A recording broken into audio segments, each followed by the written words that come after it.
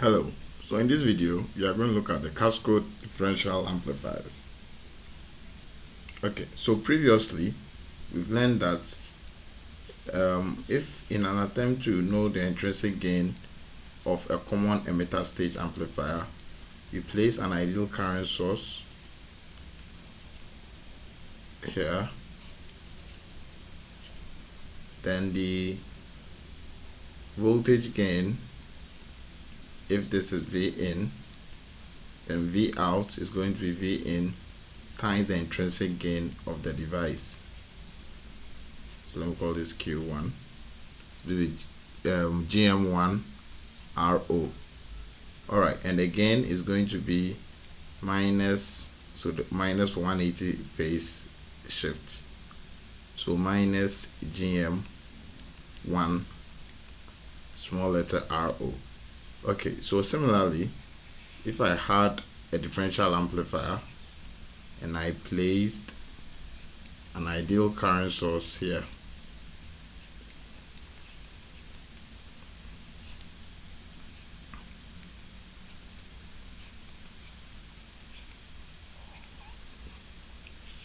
with a tails tied to a current source,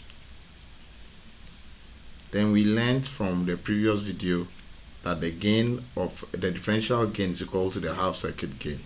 So I can redraw the half circuit gain and it should be exactly like this. So the differential gain is going to be that minus GM RO. Okay, so we know there's nothing like an ideal current source. So if we wanted to build our own current source, then you have to put PMP devices on top there to create a current source. We also know from Cascode amplifiers that I could increase the gain of the amplifier by cascoding.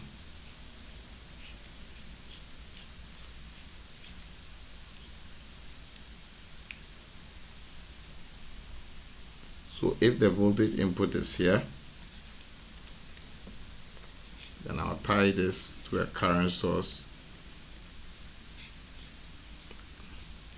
So this will be V in 1 and this being V in 2.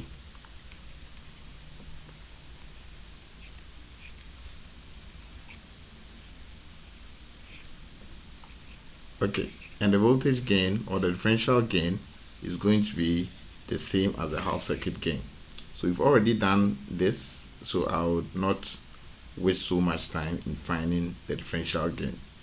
Okay, so you know if this is Q1, so Q1 given GM1 and GM2, then the gain of the circuit is going to be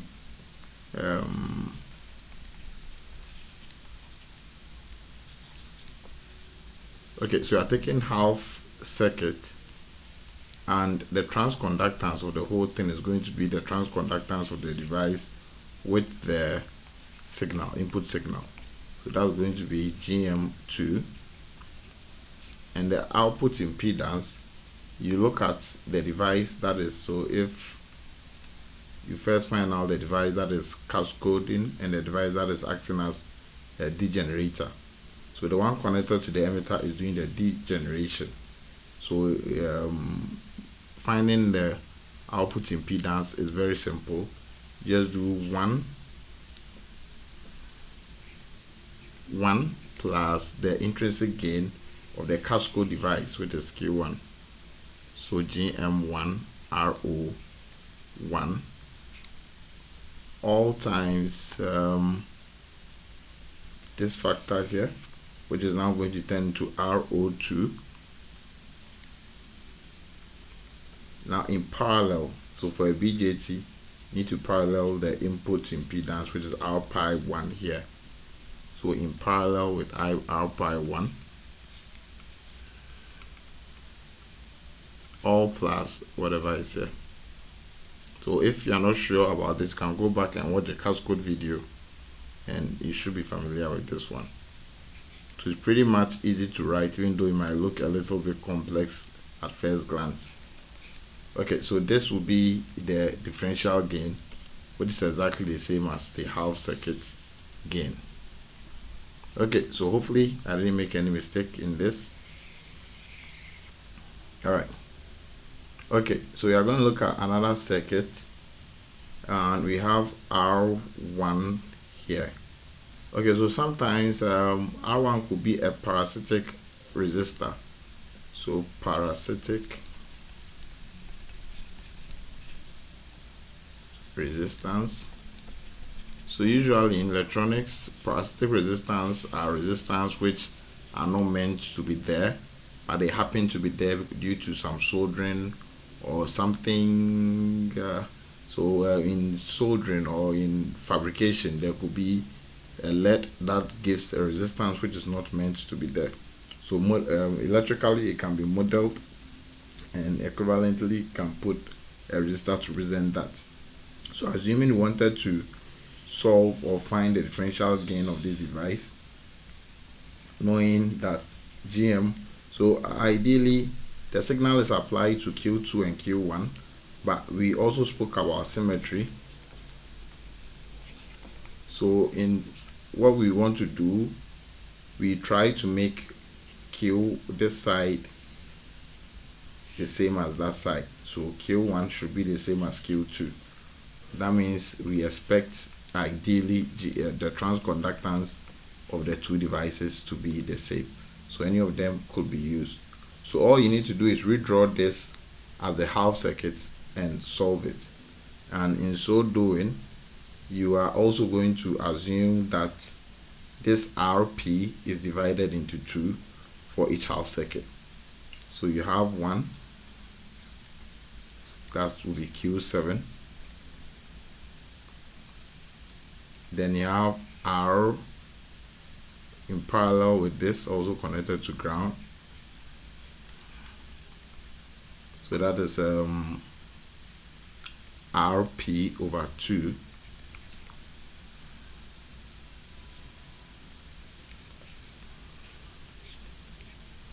And this becomes Q5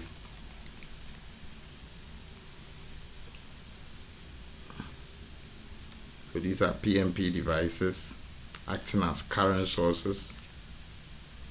So a cascode current source to be precise. And our output, so the half circuit output is right here.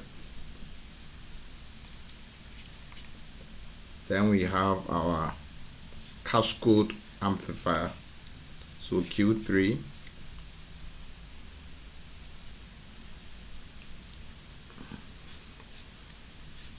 and Q1, who are MPN devices. Then our node here is taken as an AC ground because it's not changing with respect to ground, and IEE, which will be an open circuit for small signal analysis. Okay, so this is the half circuit. Might look a little scary, but we can give it a try. So the gain of the half circuit is equal to negative transconductance of the whole circuit R out, and the transconductance of the circuit going back, you will see the signal was applied to Q1 or Q2. We are taking the half circuit with Q1, so we just say GM1.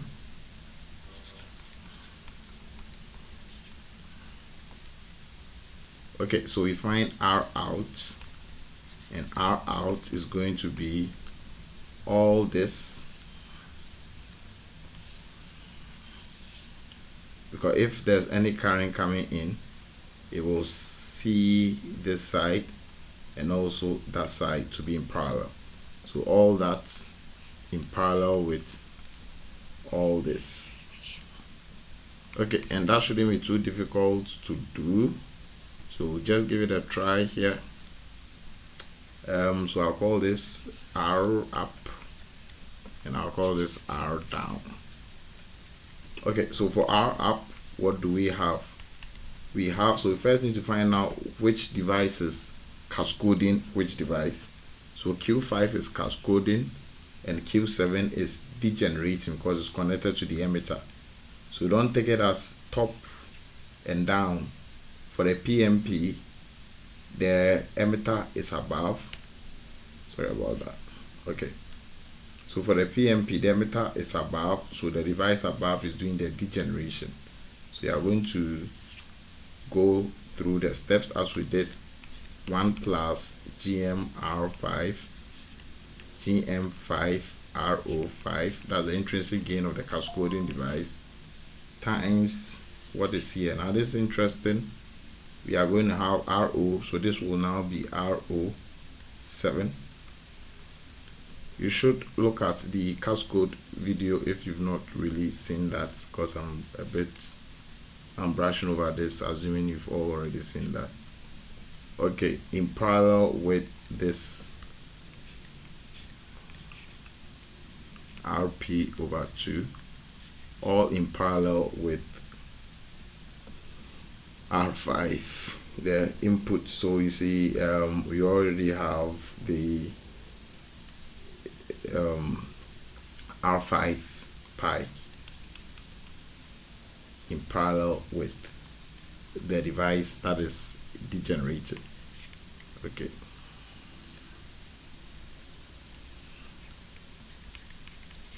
Okay. So all this plus RO5. Okay, so this gives the impedance of the top, now in parallel with the one at the bottom.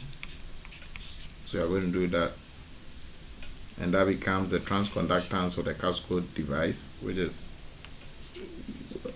the intrinsic gain of that, GM3 RO3, all times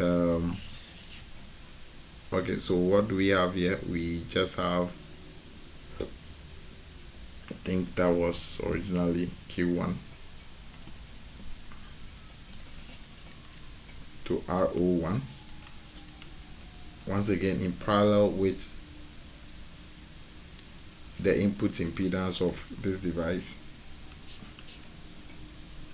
Okay, I'm not going to rewrite this again. So 1 plus the intrinsic gain of 3, 1 plus intrinsic gain of 3, all times the input impedance of 3 in parallel with the intrinsic gain of 1, all plus the intrinsic gain of 3, sorry, the RO of 3. Okay, so that should be it, and we have it. So it's actually not the sum, so this is just R up and this was R down, so all these are in parallel, so that's R out. So you have to multiply all these, try and get it in one screen, just have to multiply all these by the transconductance of the device with the input connected. Okay, so I hope it made sense. Give it a try and you will become perfect. Okay, so until then, take care. Bye.